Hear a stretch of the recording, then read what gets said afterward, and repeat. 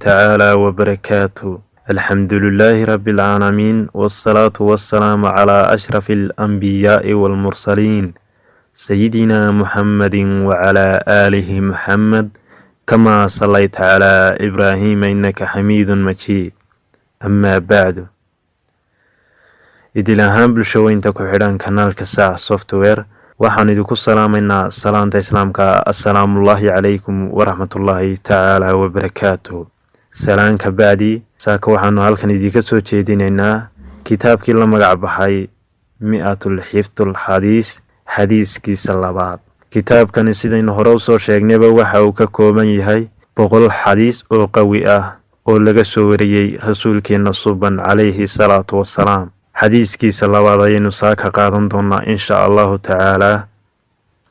can abi hurayra radiyallahu canhu qaala jaa rajulun ilaa rasuulillahi sallallahu alayhi wasallam faqaala yaa rasuulullahi man axaqu nnaasa bixusni saxaabati? qaala ummuka. qaala summa man? qaala ummuka. qaala summa man? qaala ummuka. qaala summa man? qaala summa abuuka. mutafaqu calayhi.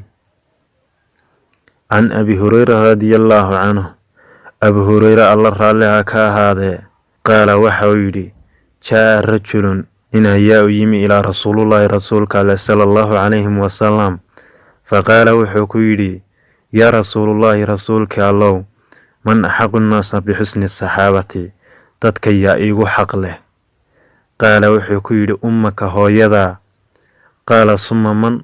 mar labaad ayuu yidhi yaa ku xiga oo mar labaadka iigu xaq leh? qaala ummuka, hooyada ayuu ku yidhi. qaala summa man? mar saddexaadkii ayuu yidhi yaa ku xiga? qaala ummuka, hooyada ayuu mar saddexaadkiina ku yidhi. qaala summa man? mar afraadkii ayuu su'aalo yidhi. mar afraadkana qaala summa abuuka, aabbaha ayaa kugu xaqleh ayuu yidhi. mutafaqu calayhi.